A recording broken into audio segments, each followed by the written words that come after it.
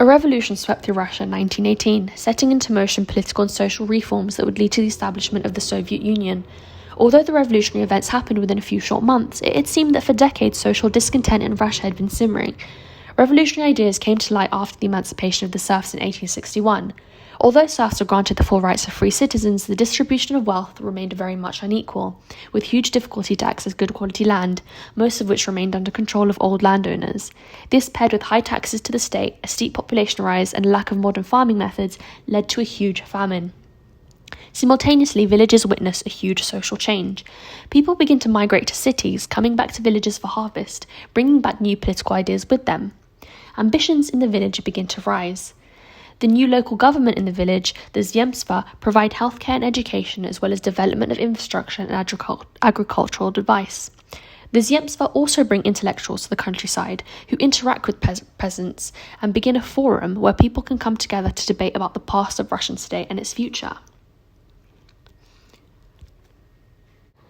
Nicholas II had no tolerance for reformist aspirations. His speech in 1896 was made in response to a request from the Zemstva to have a direct say in the business of national government. In his speech, he says that the hopes for change were senseless dreams.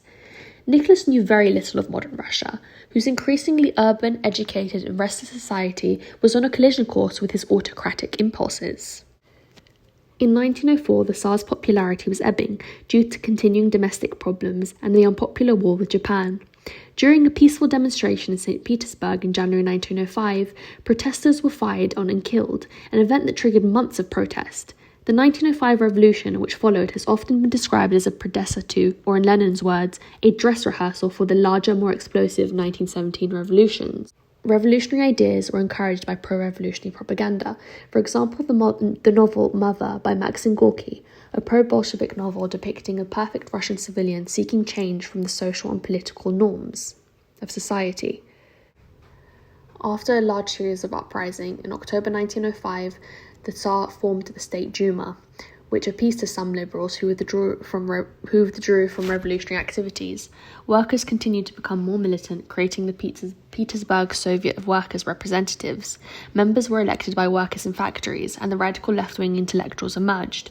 Trotsky became the leader of the Soviet Revolutionary Party. Unresolved social and economic tension. Social unrest was not limited to mainland Russia. The Russian Empire was inhabited by people of many faiths.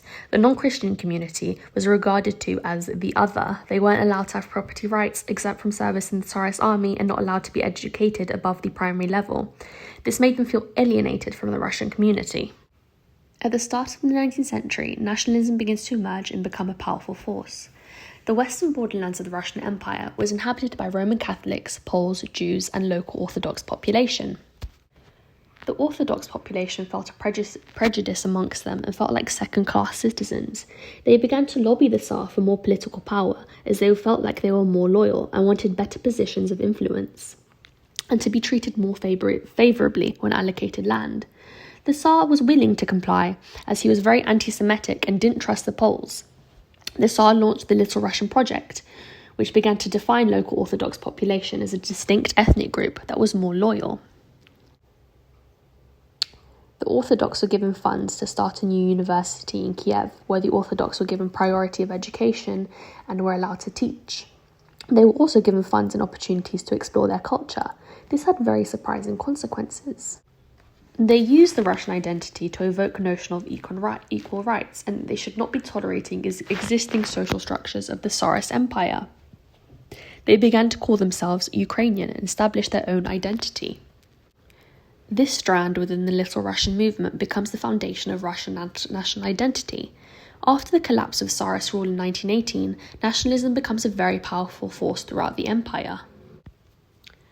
Central Asia was inhabited by diverse religious and ethnic groups, such as Turkic-speaking Muslim nomads and ethnic Russians, who clashed.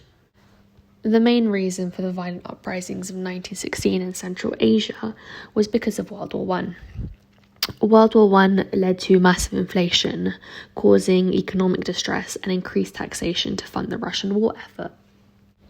However, the main trigger was when the Tsar calls upon the Muslims to join the Russian Army Labour Battalion.